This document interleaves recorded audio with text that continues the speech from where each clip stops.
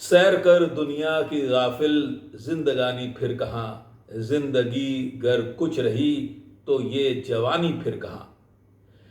ख्वाजा मीर दर्द का ये शेर बहुतों की ज़बान पे है, लेकिन इसको अमल में लाने का काम कम लोग करते हैं। दोस्तों, मैं प्रतुल जोशी हाजिर हूँ एक बार फिर, और आज हम बातें करना चाहते हैं सयाही के फायदे के बारे में, यानी पर्यटन के क्या लाभ हैं। पर्यटन एक ऐसी चीज़ है जो कि हमारे देश में ही नहीं बल्कि पूरी दुनिया में बहुत जाना पहचाना टर्म है।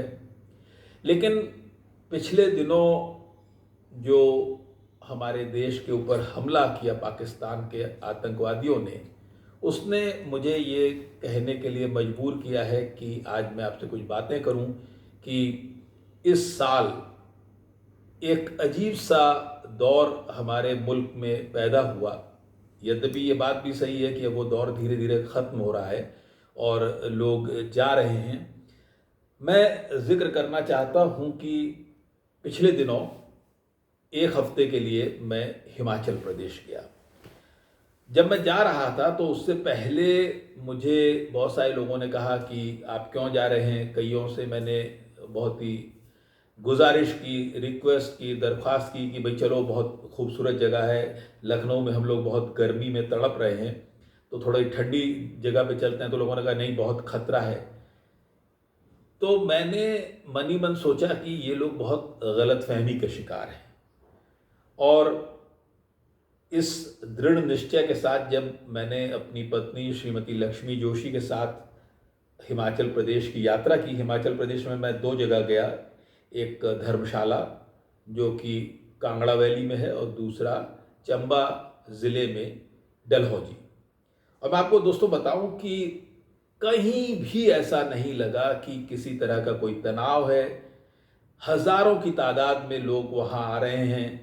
यद्यपि इसमें भी एक पेच है, जो लोग ज़्यादा आ रहे हैं उसमें बड़ी संख्या पंजाब के लोगों की है, क्योंकि पंजाब और हिमाचल आसपास हैं। बल्कि हिमाचल प्रदेश पंजाब का हिस्सा था। 1965 या 66 से पहले तक हिमाचल प्रदेश पंजाब के अंतर्गत ही आता था। तो पंजाब वाले अपना सैटरडे संडे अपना मनाने के लिए वो चंडीगढ़ से, अमृतसर से, पठानकोट से गाड़ियाँ उठाते हैं और चले जाते हैं। जब मैं धर्मशाला गया तो मैंने देखा कि वहाँ सैकड़ों की तादाद में पंजाब के नंबर वाली गाड़ियाँ हैं। उसके बाद दूसरा नंबर हरियाणा का, और तीसरा नंबर मुझे बड़ा आश्चर्य हुआ ये देखकर, वो था गुजरात का। काफ़ी गुजराती लोग हिमाचल प्रदेश घूम रहे हैं, हिमाचल प्रदेश के अलग अलग हिस्सों में जा रहे हैं। एक अंतर इस बार आया है जो पर्यटन में, कि जम्मू कश्मीर यानी श्रीनगर और श्रीनगर के आसपास के इलाकों में जाने वालों की संख्या में थोड़ी कमी आई है। यहाँ मैं आप लोगों से ये कहना चाहूँगा कि अब जून का महीना आ चुका है, आ रहा है, तो आप अगर थोड़ा सा भी पर्यटन में रुचि रखते हैं, इंटरेस्ट रखते हैं, तो आपको इस समय हिमाचल, उत्तराखंड या जम्मू कश्मीर में भी कश्मीर घाटी, इसका चुनाव करना चाहिए। जाना चाहिए, अपने बच्चों के साथ जाना चाहिए। और मैं ये पूरे कॉन्फिडेंस के साथ कह सकता हूँ कि कहीं ऐसी कोई स्थिति नहीं है कि कहीं किसी तरह से कोई असुरक्षा हो। और इस समय पर्यटन थोड़ा सस्ता भी है, क्योंकि होटलों में बुकिंग कम हो रही है। होटलों में बुकिंग कम होने की वजह से उनके दाम गिरे हुए हैं। एक समस्या है, वो समस्या है कि आप वहाँ तक पहुँचेंगे कैसे, क्योंकि अगर आपने पहले से रिजर्वेशन नहीं करवा रखा है तो ट्रेनों में रिजर्वेशन बड़ा मुश्किल होता है। हवाई जहाज़ में भी थोड़ा किराया महंगा होता है अगर आप बहुत जल्दी करवाना चाहते हैं। तो अगर आप उस बाधा को पार कर लेते हैं, कई लोग अपनी गाड़ी लेके निकल जाते हैं, तो आप जाइए, घूमिए, और अपने बच्चों के साथ जाइए, ग्रुप में जाइए, एक समूह बना के जाइए। जाना क्यों ज़रूरी है, ये है मुद्दा असल। जाना इसलिए ज़रूरी है कि हमारे देश के कुछ राज्य हैं जिनकी अर्थव्यवस्था पर्यटन पर ही टिकी है, और अगर आप वहाँ जाते हैं तो आप उनकी आय में वृद्धि करेंगे, उनके जीवन रहन सहन के स्तर में आप वृद्धि करेंगे, इस तरह से आप देश को समृद्ध करने का काम करेंगे। ये तो उनकी तरफ से हो गया।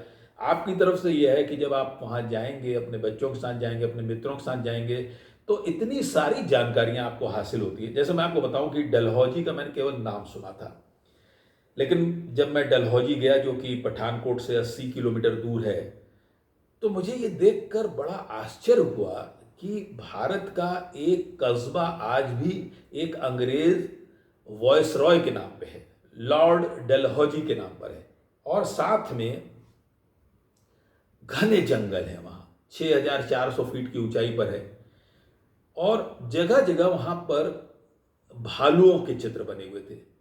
अब मैं ये सोचने लगा कि ये भालुओं के चित्र क्यों बने, तो फिर लोगों से हमने जब पूछा तो पता चला कि वहाँ बड़ी संख्या में भालू मौजूद हैं। ये मुझे देश का एक पहला शहर दिखा जहाँ भालू एक आतंक का भी पर्याय है या उसकी बहुतायत है। तो इस तरह से बहुत सारी जानकारियों में आपको जगह जगह जाने पे इजाफा होता है। ऐसे ही धर्मशाला में गया। धर्मशाला में जब मैक्लोडगंज में गया, जो कि धर्मशाला कस्बे से तकरीबन 10 किलोमीटर आगे है, और वहाँ पर दलाई लामा का आवास है और वहाँ पर एक बहुत बड़ा बौद्ध मंदिर है, तो मुझे पता चला कि आइंदा 6 जुलाई को दलाई लामा का 90वां जन्मदिन बड़े धूमधाम से मनाया जाने वाला है, और उसकी तैयारियां 30 जून से शुरू होंगी। यानी 30 जून से 6 जुलाई मैक्लोडगंज में काफ़ी उत्सव का माहौल रहेगा। अब ये बात लखनऊ में मुझे कोई नहीं बता